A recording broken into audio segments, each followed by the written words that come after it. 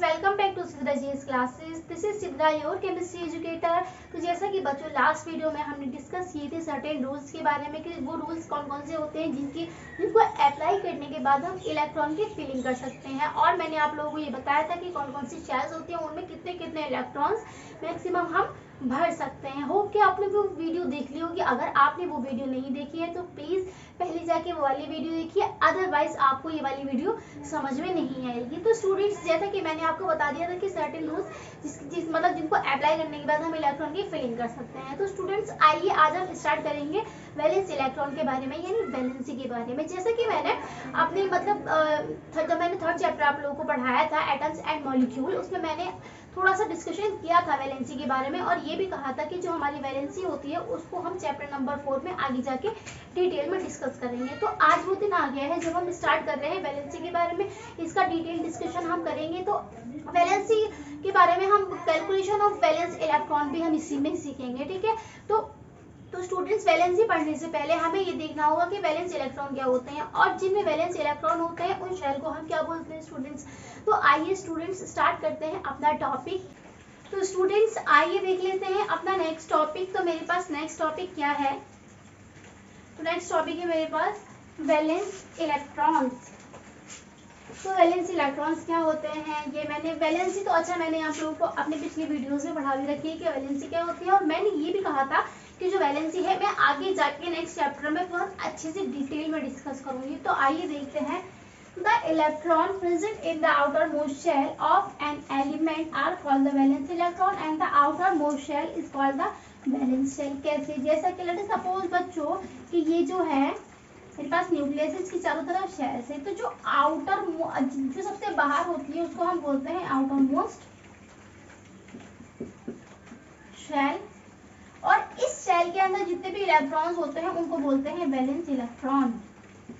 ठीक, तो ये लाइन आ गई कि आपको समझ में आई होगी। नेक्स्ट है मेरे पास सिग्निफिकेंस ऑफ वैलेंस इलेक्ट्रॉन। इसमें क्या है, valence electron of an element are responsible for chemical properties. मतलब अगर हमें किसी भी एलिमेंट के वैलेंस इलेक्ट्रॉन पता है तो हम उसकी केमिकल प्रॉपर्टी बता सकते हैं, ठीक है। रेस्पॉन्सिबल है केमिकल प्रॉपर्टी के लिए।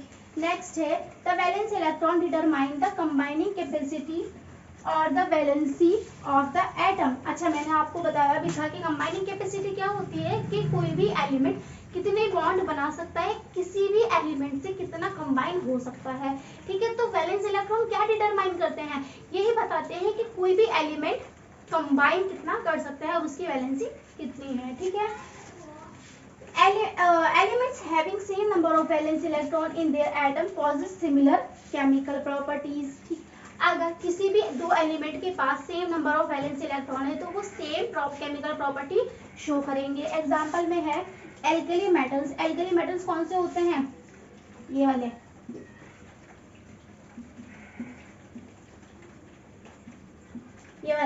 लिथियम, सोडियम, पोटेशियम, रुबिडियम, ये वाले जो होते हैं वो होते हैं एल्कली मेटल। इनको ग्रुप 1 भी बोलते हैं।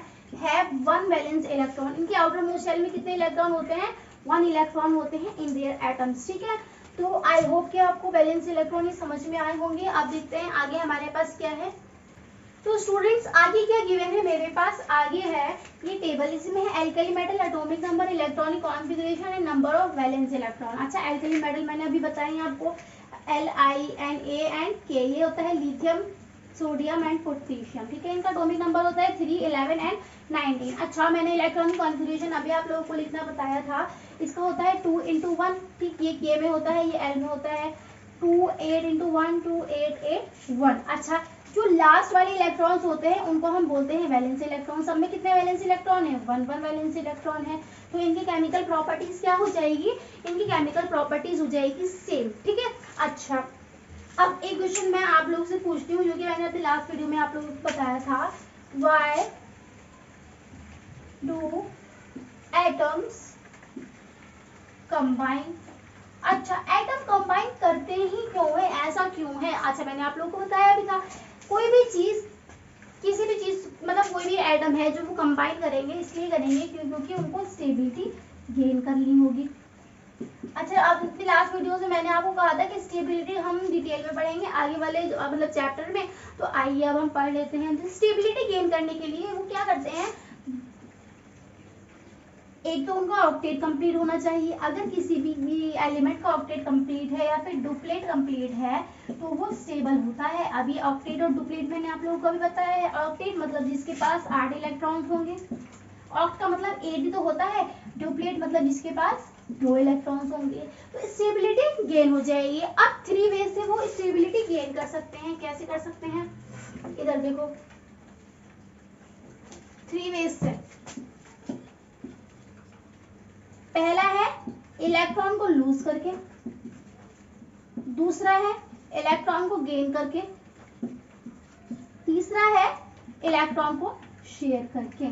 तो 3 तरह से क्या है कि कोई भी एलिमेंट स्टेबिलिटी गेन कर सकता है और ऑक्टेट और अपना डुप्लेट कंप्लीट कर सकता है। किसी के पास 9 इलेक्ट्रॉन है तो वो एक इलेक्ट्रॉन अपने अंदर से निकाल के लूज करके क्या करेगा, 8 इलेक्ट्रॉन बचाएगा और अपना ऑक्टेट कंप्लीट कर लेगा। किसी के पास 3 इलेक्ट्रॉन्स है तो वो एक इलेक्ट्रॉन को निकाल के अपना डुप्लेट कंप्लीट करेगा। ठीक है, अगर किसी के पास लेट अस सपोज 7 इलेक्ट्रॉन है तो वो एक इलेक्ट्रॉन किसी से ले लेगा और अपना डुप्लेट कंप्लीट कर लेगा, नहीं सॉरी अपना ऑक्टेट कंप्लीट कर लेगा। ठीक है, तो आई होप कि आपको समझ में आया होगा। आप चाहें तो इसका स्क्रीनशॉट भी ले सकते हैं। तो आइए बच्चों अब इसको हम डिस्कस कर लेते हैं डिटेल में कि कोई भी एलिमेंट इलेक्ट्रॉन को लूज करेगा, गेन करेगा या फिर शेयर करेगा, वो कैसे करता है। लेट अस सपोज कि मेरे पास है सोडियम, एग्जांपल ले रही हूँ मैं सोडियम, इसका एटॉमिक नंबर होता है 11। जैसे कि मैंने इलेक्ट्रॉनिक कॉन्फ़िगरेशन आप लोगों को लिखना सिखाया भी था 2 8 1।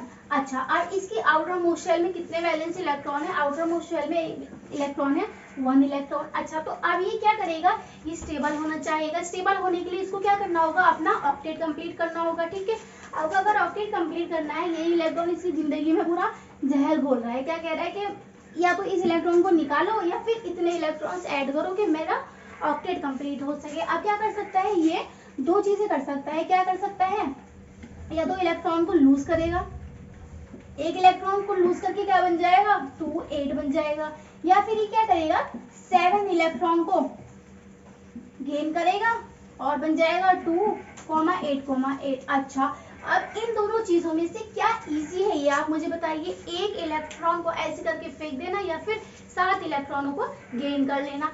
अच्छा, इन दोनों में से जो इजी है वो है एक इलेक्ट्रॉन को लूज कर देना। अच्छा, अब ये एक इलेक्ट्रॉन को लूज करने के बाद क्या बना लेता है 2 8। अब 8 आ गए इसकी वैलेंस इलेक्ट्रॉन। ठीक, अब वैलेंस इलेक्ट्रॉन 8 आ गए तो इसका क्या हुआ, ऑक्टेट कंप्लीट हो गया। तो ये क्या करेगा, जो सोडियम होता है हमारा, एक इलेक्ट्रॉन को लूज करके स्टेबिलिटी गेन कर लेता है। ठीक, लेट अस सपोज अब मैं ले रही हूँ मैग्नीशियम।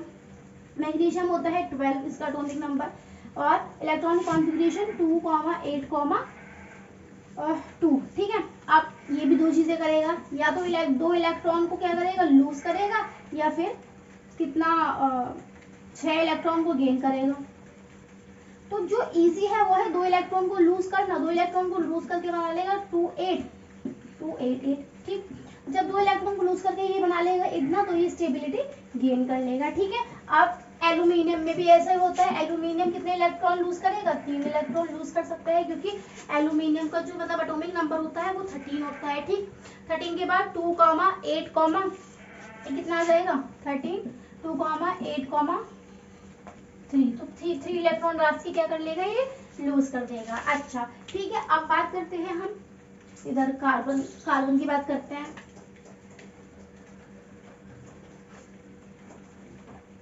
अब जब हम कार्बन की बात करते हैं तो कार्बन होता है मेरा 4। अब कार्बन जो है, कार्बन के बारे में हम 10th स्टैंडर्ड में पढ़ेंगे आगे जाके। चैप्टर है कार्बन एंड इट्स कंपाउंड, एकदम डिटेल में है, वहां पर पता चलेगा कि आपको कार्बन क्या करता है, इलेक्ट्रॉन लूज करता है या गेन करता है। अच्छा, मैं आपको यहाँ पे बता देती हूँ, जो कार्बन होता है वो इलेक्ट्रॉन की शेयरिंग करता है। मतलब ये है कार्बन 4 इलेक्ट्रॉन की शेयरिंग करेगा। ठीक, बस आप लोग यहाँ पे इतना ही जान लीजिए। अब बात करते हैं हम ऑक्सीजन की। ऑक्सीजन क्या होता है 2 6। ठीक, ऑक्सीजन होता है 2 6। अब ऑक्सीजन क्या करेगा, इलेक्ट्रॉन को लूज कर सकता है या गेन कर सकता है। अच्छा, इसके लिए इलेक्ट्रॉन को लूज करना आसान है, ये अपने 6 इलेक्ट्रॉन को लूज करे या फिर 2 इलेक्ट्रॉन को गेन करके अपना ऑक्टेट कंप्लीट कर ले। तो ये क्या करेगा, 2 इलेक्ट्रॉन को गेन करेगा और अपना ऑक्टेट 2 8 कंप्लीट कर लेगा।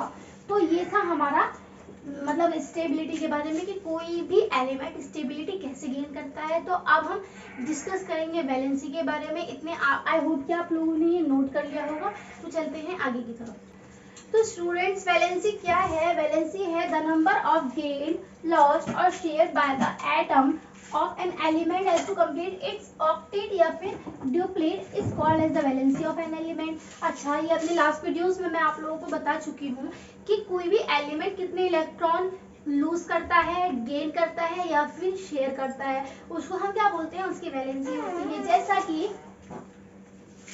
सोडियम जो है वो एक इलेक्ट्रॉन को लूज कर रहा है तो उसकी वैलेंसी कितनी हुई? 1। अच्छा, मैग्नीशियम 2 इलेक्ट्रॉन को लूज कर रहा है, उसकी वैलेंसी कितनी हुई? 2। अब एल्यूमिनियम 3 इलेक्ट्रॉन को लूज कर रहा है तो वैलेंसी हो गई 3। कार्बन 4 इलेक्ट्रॉन के साथ शेयरिंग कर रहा है तो उसकी वैलेंसी हो गई 4। नाइट्रोजन 3 इलेक्ट्रॉन को गेन करेगा तो उसकी वैलेंसी हुई 3। अच्छा, तो हम ऐसे कर सकते हैं किसी भी एलिमेंट की जो वैलेंसी है वो इलेक्ट्रॉन कितने लूज कर रहा है, कितने गेन कर रहा है और कितने शेयर कर रहा है, यही होती है उसकी वैलेंसी। तो स्टूडेंट्स, वैलेंसी की जो डेफिनेशन थी वो मैं आप लोगों को पिछले वीडियोस में भी बता चुकी हूँ। अब हम देखेंगे कैलकुलेशन ऑफ वैलेंसी। पिछले लेक्चर्स में हम लोगों ने इसको डिटेल में नहीं पढ़ा था, अब हम इसको डिटेल में पढ़ेंगे। कैलकुलेशन वगैरह हम सब लोग इसी लेक्चर में देखेंगे, ठीक है। तो इतने आप लोग इसका स्क्रीनशॉट ले लीजिए, फिर देखेंगे हम calculation of valency. Calculation of valency क्या है? तो जैसा कि मैंने आप लोगों को समझाया भी है, इधर देखो, 4 elements having valence electron 1 2 3 4, valency is equal to the number of valence electron. अगर किसी भी एलिमेंट के पास उसकी आउटर मोस्ट शेल में 1 2 3 4 इलेक्ट्रॉन्स है तो उसकी वैलेंसी कितनी हो जाती है? वैलेंस इलेक्ट्रॉन के इक्वल हो जाती है, ठीक है। अच्छा, अब नेक्स्ट है for the elements having valence electron 5 6 and 7 valency is equal to the number of electron to be added so the valence shell has 8 electron। अच्छा, जैसे कि मैंने नाइट्रोजन का एग्जांपल आप लोगों के सामने लिया था, 7 होता है इसका एटॉमिक नंबर, ये होता है 2,5। अच्छा, ये क्या करेगा नाइट्रोजन, इसके लिए 5 इलेक्ट्रॉन को लूज करना इजी है या फिर 3 इलेक्ट्रॉन को गेन करना इजी है? ऑब्वियसली 3 इलेक्ट्रॉन को गेन करना इजी है। क्या करेगा? 3 इलेक्ट्रॉन को गेन कर लेगा। अब 3 इलेक्ट्रॉन को जब ये गेन कर लेगा तो कितनी वैलेंसी हो जाएगी इसकी? 3। यहाँ पर भी यही लिखा है, जो वो ऐड करता है उसकी वैलेंसी क्या हो जाती है? उतनी ही हो जाती है, तो इसकी हो जाती है 3। अच्छा, अब यहाँ पर एक फॉर्मूला दिया है, valency is equal to 8 minus number of valence electron. अच्छा, कैसे? अब वैलेंसी कैसे निकालेंगे हम? नाइट्रोजन की वैलेंसी निकाल सकती हूँ मैं, 8 माइनस वैलेंस इलेक्ट्रॉन कितने हैं? 5, तो 5 कर देंगे, कितनी आ गई? 3 आ गई, तो वैलेंसी आ गई मेरे पास 3, ठीक है। तो ये हो गई मेरी इसकी वैलेंसी। इसको कैलकुलेट हम ऐसे कर सकते हैं। अब नेक्स्ट में क्या लिखा है? 4 noble gas valency is 0। Noble gases के लिए वैलेंसी 0 क्यों होती है? क्योंकि नोबल गैस होती है मेरे पास नियॉन। नियॉन का जो मेरा एटॉमिक नंबर होता है वो होता है 10, वो होता है 2,8, ऑलरेडी फिल है तो इसको किसी से कंबाइन करने की जरूरत ही नहीं है। ना तो इलेक्ट्रॉन को गेन करेगा, ना लूज करेगा, ना ही शेयर करेगा, तो इसकी वैलेंसी कितनी हुई? 0 हुई। तो आई होप ये कंसेप्ट आप लोगों को बहुत इजीली समझ में आ गया होगा और आई होप कि आपने नोट भी कर लिया होगा। और अगर नोट नहीं किया है तो प्लीज आप लोग इसका स्क्रीनशॉट ले लीजिए। फिर चलते हैं हम अपने बहुत ही इंटरेस्टिंग से टॉपिक की तरफ, तो आप इसका स्क्रीनशॉट ले लीजिए। तो स्टूडेंट्स, आइए देख लेते हैं अब हम मास नंबर के बारे में कि मास नंबर क्या होता है। तो मास नंबर, जैसा कि मैंने आपको एटॉमिक नंबर के बारे में बताया था, एटॉमिक नंबर क्या होता है? नंबर ऑफ प्रोटॉन इज, अगर हमारे न्यूट्रल एटम है तो नंबर ऑफ प्रोटॉन और इलेक्ट्रॉन एक से रहेंगे, ठीक है। लेकिन एटॉमिक नंबर होता है नंबर ऑफ प्रोटॉन के बराबर, ठीक है, क्योंकि इलेक्ट्रॉन चेंज होते रहते हैं और न्यूट्रॉन्स भी चेंज होते रहते हैं। तो एटॉमिक नंबर होता है हमारा नंबर ऑफ प्रोटॉन के बराबर। उसी तरह से हमारा जो मास नंबर होता है वो क्या होता है? अच्छा, मास नंबर को हम रिप्रेजेंट करते हैं ए से, एटॉमिक नंबर को हम जेड से कर रहे थे ना, इसको हम करते हैं ए से। अब ये होता क्या है? अच्छा, किसी भी एटम में हमारे पास होते हैं इलेक्ट्रॉन, प्रोटॉन एंड न्यूट्रॉन। अच्छा, आप लोगों को ये पता होगा, नहीं भी पता है तो मैं बता देती हूँ। जो इलेक्ट्रॉन का मास होता है वो बहुत ही ना के बराबर होता है, उसे हम कंसीडर नहीं कर सकते हैं। जैसा कि एग्जाम्पल लूँ, जैसे मैं लिखूंगी नाइट, नाइट में के की कोई वैल्यू थोड़ी है, बहुत ही ना के बराबर, यूज करते हैं हम इसको, तो हम पढ़ते तो इसको नाइट ही है ना, प्रोनाउंसिएशन तो नाइट होता है, के का तो कोई यूज ही नहीं दिख रहा है हमें। तो उसी तरह से जैसे कि इलेक्ट्रॉन, प्रोटॉन और न्यूट्रॉन में इलेक्ट्रॉन का जो मास होता है वो बहुत ही ज्यादा लेस होता है, बहुत कम होता है, इसलिए हम इसको बहुत ही कम यूज करते हैं। तो हमारा जो मास नंबर है वो किससे आएगा, प्रोटॉन और न्यूट्रॉन से आएगा। तो जो हमारा मास नंबर होता है, mass number is equals to number of proton plus number of electron, ठीक है। तो मास नंबर आता है हमारा, सॉरी नंबर ऑफ न्यूट्रॉन, यहाँ पर number of neutron small n लिख लीजिए, नंबर ऑफ न्यूट्रॉन, ठीक है। तो मास नंबर इन दो चीजों से ही आता है। मास नंबर को रिप्रेजेंट करते हैं हम ए से, तो a is equals to N P plus N N, तो ये होता है हमारा मास नंबर, ठीक है। तो आई होप कि आपको समझ में आया होगा बहुत अच्छे से। तो अब आप इसका स्क्रीनशॉट ले लीजिए या फिर इसको नोट डाउन कर लीजिए। फिर हम बढ़ते हैं आगे की तरफ। तो स्टूडेंट्स आइए एक और चीज देख लेते हैं, जैसे कि मेरे पास ये न्यूक्लियस है, न्यूक्लियस के चारों तरफ क्या पाए जाते हैं, ऑर्बिट्स पाए जाते हैं, ठीक है, ऑर्बिट्स पाए जाते हैं। तो इसमें पाए जाते हैं हमारे प्रोटॉन और न्यूट्रॉन, जैसा कि मैंने आप लोगों को बताया था। इलेक्ट्रॉन्स कहाँ पाए जाते हैं, ऑर्बिट्स पे पाए जाते हैं। अच्छा, अब हम बार-बार नाम क्या लेंगे इनका, proton neutron, proton neutron, proton neutron, ऐसे नाम लिए जाएंगे, यह बहुत ज्यादा लंबा पड़ जाता है। तो इन दोनों को कलेक्टिवली मिला के हम क्या बोल देते हैं, प्रोटॉन और न्यूट्रॉन को कलेक्टिवली हम बोल देते हैं न्यूक्लियॉन्स, ठीक है। ये चीज आप लोगों को याद रखनी है, ठीक है। तो स्टूडेंट्स ये आपको समझ में आ गया होगा बहुत अच्छे से। अब चलते हैं हम अपने नेक्स्ट टॉपिक की तरफ, आप लोग इसको नोट डाउन कर लीजिए। तो स्टूडेंट्स आइए देख लेते हैं relationship between mass number and atomic number, ठीक। रिलेशन देखना है हमें मास नंबर और एटॉमिक नंबर में, ठीक है। तो हमारा मास नंबर क्या होता है, mass number is equals to number of protons plus number of neutrons, ठीक। तो ये होता है हमारा मास नंबर। अच्छा, अब हम देखेंगे इधर मास नंबर को किससे रिप्रेजेंट करते हैं, ए से रिप्रेजेंट करते हैं। ए इज इक्वल टू, अच्छा नंबर ऑफ प्रोटॉन्स मैंने आप लोगों को क्या बताया था, पिछली वीडियो में बताया था, और इस वाली वीडियो में मैंने आप लोगों को बताया है कि जो मास नंबर, वो नंबर ऑफ प्रोटॉन्स होते हैं वो होते हैं हमारे एटॉमिक नंबर, वो एटॉमिक नंबर ही तो होता है। और एटॉमिक नंबर को किससे रिप्रेजेंट करते हैं हम, Z से रिप्रेजेंट करते हैं, ठीक। तो यहाँ पर लिख देंगे हम Z प्लस, और नंबर ऑफ न्यूट्रॉन इसको लिख देंगे हम N। तो इन दोनों के बीच में रिलेशन क्या आ जाता है, A is equals to Z plus N। तो यही होता है relationship between mass number and atomic number. अच्छा, ये वाली वैल्यू गिवन है, ये वाली वैल्यू गिवन है, ये वाली वैल्यू हम इजीली निकाल सकते हैं। This value given, this value given, this value we can find, and this value given, this value given, this value we can find, ठीक है। तो आई होप कि आपको ये समझ में आया होगा बहुत अच्छे से। तो आप इसको नोट डाउन करते हैं या कर सकते हैं, या फिर इसका स्क्रीनशॉट भी ले सकते हैं, तो आप ले लीजिए। तो आइए स्टूडेंट्स अब देख लेते हैं हम अपना नेक्स्ट टॉपिक है how to represent the symbol of an element. किसी भी एलिमेंट के सिंबल को हम कैसे रिप्रेजेंट कर सकते हैं, तो कैसे कर सकते हैं, लेट अस सपोज कि जैसे कि कोई भी सिंबल है, मैं कोई भी सिंबल ले रही हूँ, मैं ले रही हूँ x, यहाँ पे कोई भी सिंबल मैं x ले रही हूँ, ठीक है। मतलब जनरलाइज वे में हम लोग ले सकते हैं, ठीक। x मैंने यहाँ पर ले लिया। अब किसी भी सिंबल को रिप्रेजेंट करने के लिए हम उसका जो यहाँ पर लिख देंगे a और z लिखेंगे यहाँ पर a, और x क्या रिप्रेजेंट कर रहा है, वो कर रहा है symbol of an element. a represent कर रहा है मास ऑफ, ये कर रहा है मास नंबर, ठीक है, और ये कर रहा है एटॉमिक नंबर, ठीक। अब मैं एग्जांपल लेके आप लोगों को बताती हूँ। एग्जांपल क्या ले सकती हूँ, एग्जांपल मैंने लिया है जैसे कि कार्बन। अब कार्बन के अंदर क्या होता है, 6 तो इलेक्ट्रॉन होते हैं और 6 न्यूट्रॉन होते हैं, ठीक, 6 न्यूट्रॉन होते हैं। अब जो मास नंबर होता है 6 इलेक्ट्रॉन और 6 प्रोटॉन, 6 प्रोटॉन और 6 न्यूट्रॉन, मास नंबर कितना आ गया 12, क्योंकि प्रोटॉन और न्यूट्रॉन का जो नंबर होता है वो मास नंबर के इक्वल होता है। तो ये आया मेरे पास मास नंबर, ठीक। अच्छा, अब मैं इसको कार्बन को रिप्रेजेंट कैसे करूंगी, ये लिखूंगी, x की जगह कार्बन लिखूंगी, यहाँ पे कोई भी नंबर हम लिख सकते हैं, ठीक।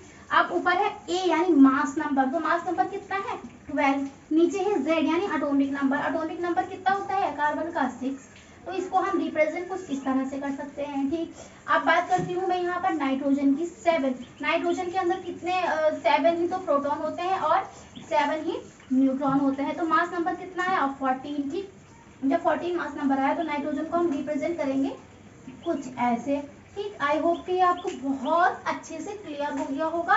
अब आप लोग इसका स्क्रीनशॉट ले लीजिए, फिर चलते हैं हम आगे की तरफ। तो स्टूडेंट्स आज के लिए इतना ही। तब तक के लिए आप पढ़ते रहिए, एनसीईआरटी को रिवाइज करते रहिए और मेरे लेक्चर्स को देखते रहिए। अगर आपको मेरा पढ़ाया हुआ समझ में आता है, अच्छा लगता है, तो प्लीज हमारे चैनल को सब्सक्राइब कीजिए, लाइक कीजिए, कमेंट कीजिए एंड शेयर कीजिए। Thanks for watching.